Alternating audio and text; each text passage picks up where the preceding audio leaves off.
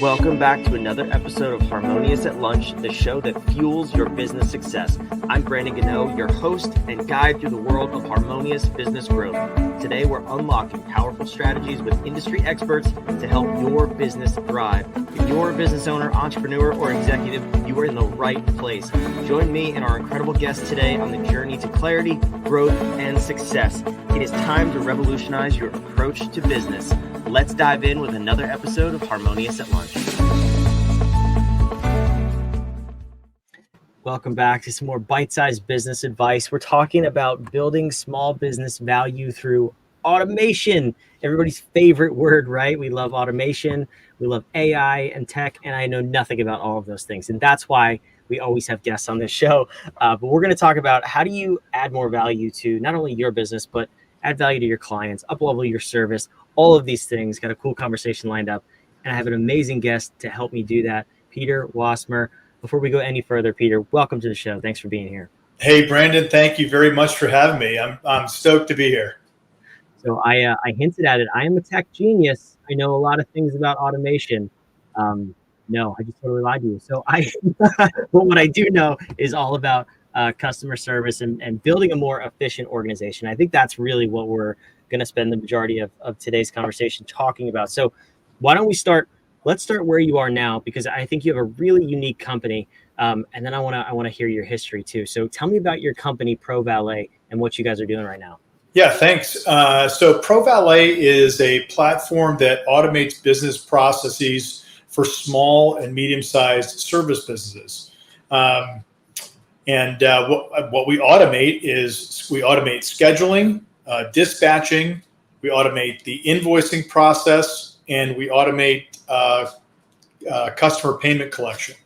On top of that, we automate customer communications, which has this really cool result of keeping your customers informed and generally delighted because they actually know what's happening between the two of you in your service. We're dynamically focused on what I call regular interval service companies. So pool service business, lawn care, pest control, home watch, home cleaning, any business that has sort of a regularity to the delivery of a service. That's really those are the businesses that we're really focused on, and initially really tightly focused on the pool service business as a whole.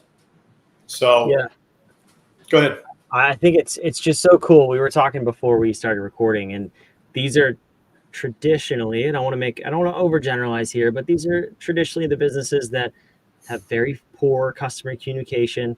You go read some of their reviews on Google, and it's hit or miss. You know, they never got back to me. I never got a quote. They never told me they were on their way. They put a stick through my windshield. All the horror stories out there come from this kind of business.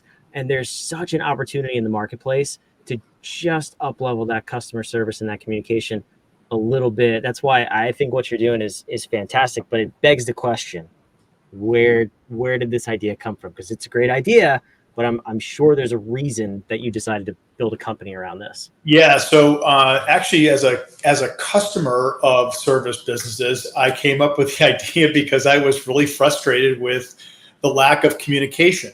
So whenever we talk to companies that take us up on this, there are three things that generally most of them are looking to do, right? They're looking to improve efficiency, drive more revenue, and talk to their customers in a better way, right? So that was my situation.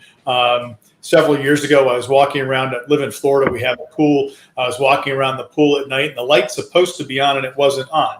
So I fished around, called up the service company, left a voicemail into some black box, and didn't think of it again until 30 days later when I was walking around the pool and I looked and I saw the light was on. I'm like, oh, great. Maybe there was a short and it fixed itself or something like that. Well, no, that wasn't the case. I got to the mailbox the next day and there was a big fat invoice in there. So somebody did get my voicemail message. Somebody did come to actually repair it. And they did actually bill me a big heavy amount in order to get it fixed. Now, look, these are really good guys. I like them a lot.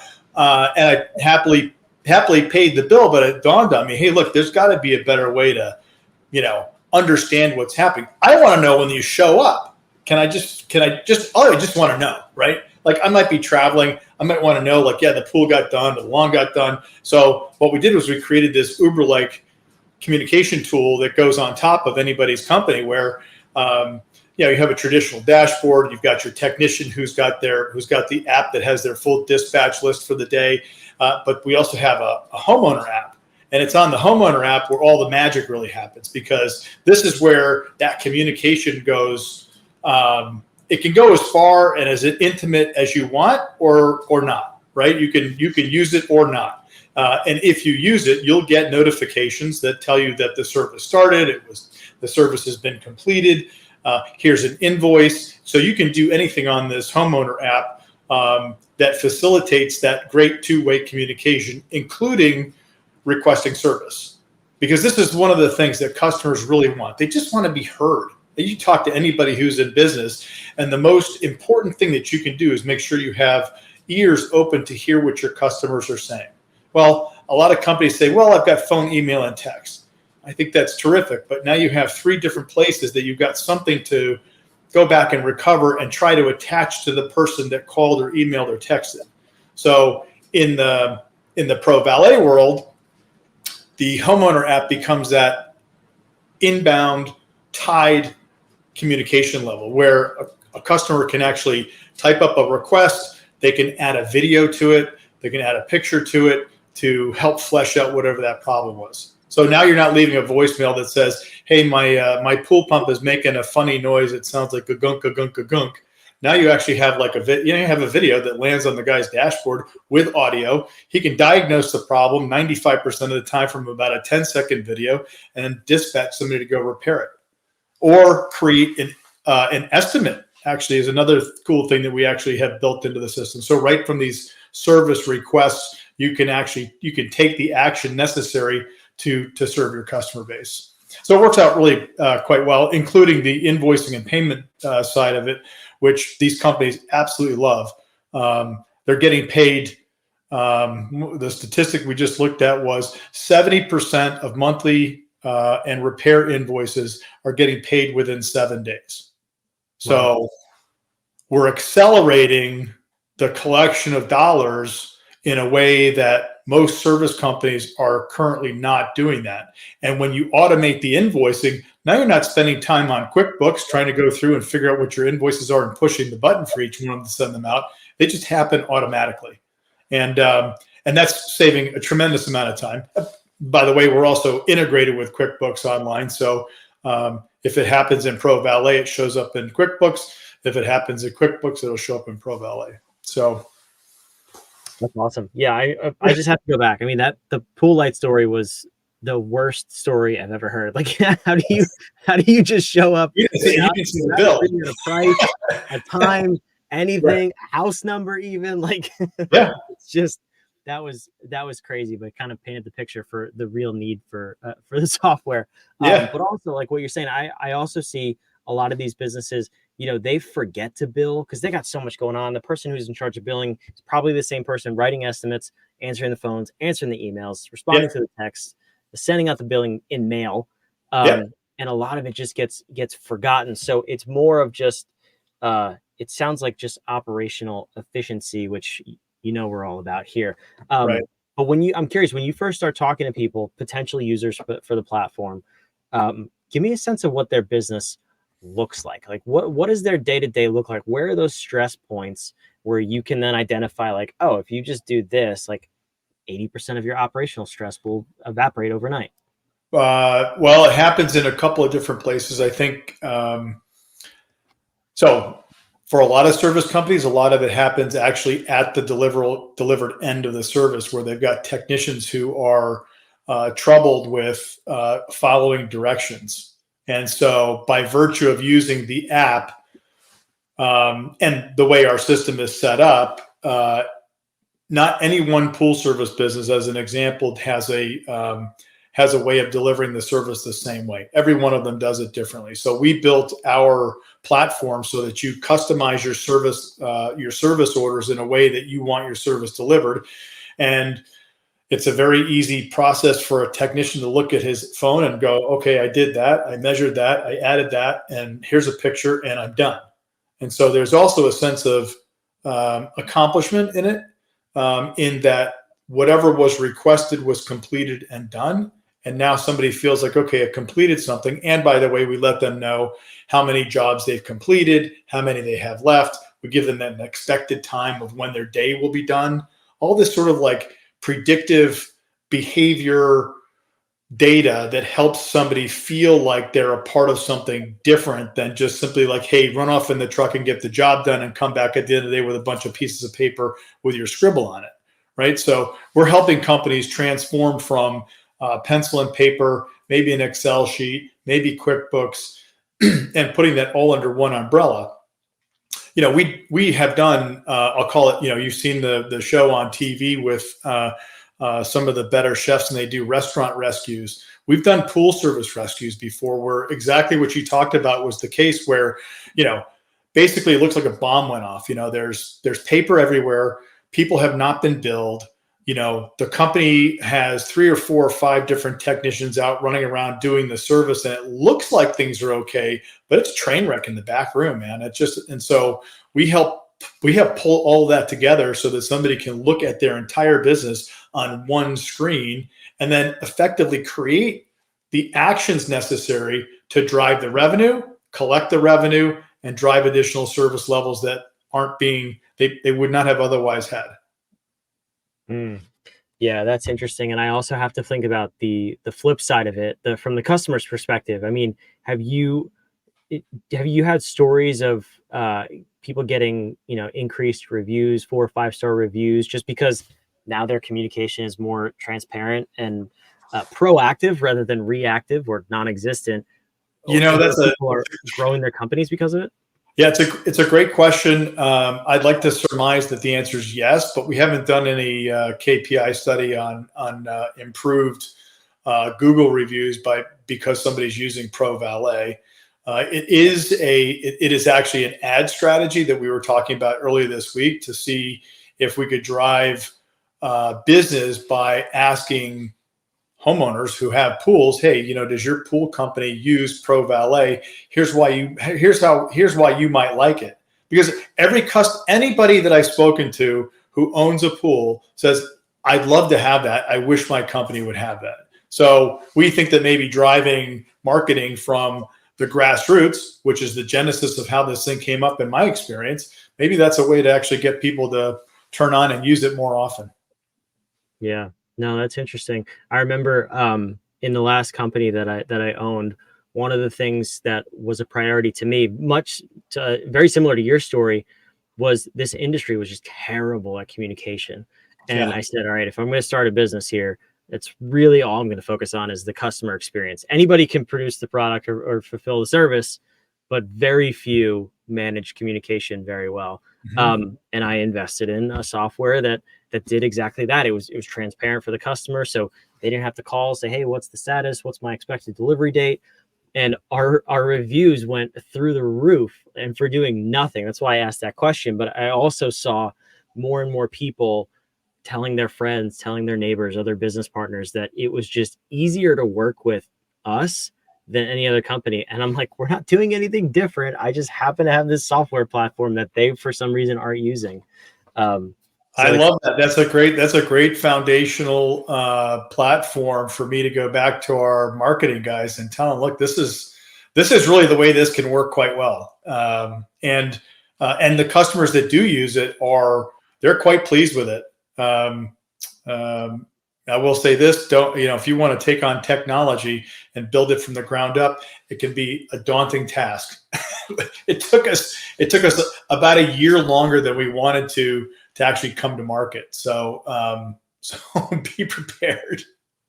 I would never advise anybody to do that either. That was a software I had just purchased. I paid for it. Another company. So yeah, that's a whole different animal. So tell me about that real quick before I let you go, because that's obviously the elephant in the room, right? Is you have this idea, and then you have to create a software around it, make sure it works, and then you have to sell it to people and get people to use the platform and buy into it. So number of different steps here involved. Right. And that's just on the surface. But what was that process like from when you had that first thought you found your pool light working when you didn't expect it to be working, into today you have an app and you're trying to get more users on it. What was that process like? Well, it's been an evolution that's been really marked by input from the marketplace, and that's one of the best ways to ever, to build a company, is to make sure that not only are you solving a problem, but that the solutions are coming from the marketplace. So from the very beginning, even when we had our MVP, we invested in going to pool shows. As I said, the platform is agnostic. It does not care if you're a pool service, home watch, lawn care, home cleaning company. It doesn't matter. But we focused on pool service, as I said, because it's accessible and it's one of these. It's a beautiful market to take software into, because there are actually other software businesses in there. So there's a good way to actually sharpen your saw by talking to customers who are trying other software platforms out. So we went to pool shows. We talked to a lot of different pool companies. We advertised. We had people come in and try the product, and it unfortunately failed. The very first guy that took us up on it, a great guy here in Florida, and I told him how it was going to work. When we got on the phone, he ready to sign up, and I told him how it was going to work, and he says, "Now let me see if I get this straight. As soon as I put all my customers into the system, you're going to send them an email that invites them to use this customer app?" I said, "Yeah." He says, "Well, I don't want that."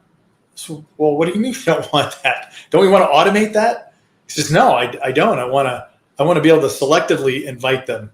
I'm like, "Oh, all right." Well, we had to go back to the drawing board and break that and then rebuild. So it's one story from the very beginning, a number of years ago when that happened. But that's been the way it's been going along the whole way, where people tell us what they really need to run their business better, and we integrate that into the solution. So, yeah, that's awesome. And I'm curious about the future. I always like to ask, where you've had this idea, it's growing, you have the validation, you're making the tweaks. Where do you see it going? Where do you want to take it? Because obviously you have a passion about helping these small businesses improve their communication, improve their operations. Where do you want this app to end up in the next 3 to 5 years? I want any service company across the country to say, of course I use ProValet. Why would I use anything else? Why would I use anything else to run my service business? So my goal is for ProValet to be the Shopify for service businesses. Now, anybody who doesn't know what Shopify is, it's probably the number one platform to build an e-commerce site on, and it's infinitely customizable to reflect your brand, but all the tools that they employ in there help you run your business. That's what we want to do. We allow you to come in and customize your business, your workflows, your way, and then deliver that service to your customers with all the tools in the background. Automating the scheduling, automating the invoicing. You want to collect in advance, great. You want to collect in arrears, great. However you want that to, how your service should be delivered, you do that through ProValet, but you're setting the switch and forgetting about it and going to run your business. That's how this operates. So we really want to be known for being the premier choice for any service business as a platform to run their business. I love it. And the topic of the episode was how to increase your business value through automation. And that's really the end result for people is, we've mentioned a number of times the traditional service-based business is largely run through pencils and papers and it's disorganized and they honestly have no value. But when you create a system that's duplicatable and anybody can plug into, now you have something that's scalable and sellable. So yeah, and that's the one thing that we talk to companies about is, now you have data, and the data is not disjointed in 3 or 4 or 5 different places. It's all in one place. So if you have, as an example, we give customers what I like to say a 360-degree view of their customers just by looking at one page on ProValet.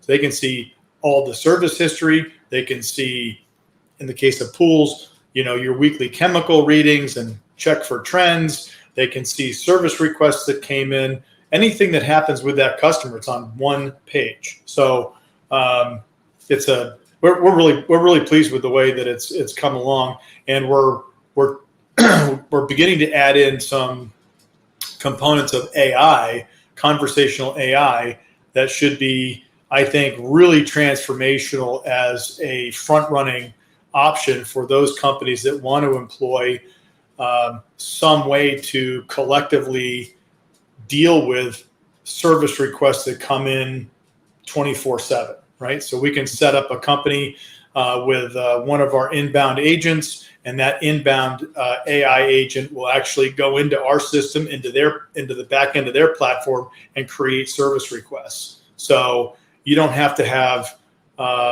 somebody playing secretary. What we find in most of these businesses, there's a person who does bookkeeping and maybe like a lot of administrative work, and they collect phone calls and emails and texts. And so we would take that part of that business and turn it into an AI agent very inexpensively, which allows the person who's either the bookkeeper or maybe they're actually out cleaning pools or doing some other service, that allows them to generate more revenue than spend the time on managing requests. That's awesome. That's super cool. I'm excited to follow the journey. Thank you. I tossed your website on the screen here, ProValet.io. It's wherever you're watching and listening. It's down in the show notes below if you want to go check out more about Peter. I can't thank you enough for being here and sharing your story, Peter. This was a great episode. Brandon, thank you very much. Really appreciate it. For those of you watching and listening, wherever you are, make sure you subscribe. We want to keep bringing you this daily dose of mostly nonsense, but a little bit of wisdom too, on how to grow your business and get you to the next level every single day of the week. So make sure you subscribe. We'll see you on tomorrow's episode of Harmonious at Lunch. Thanks for being here.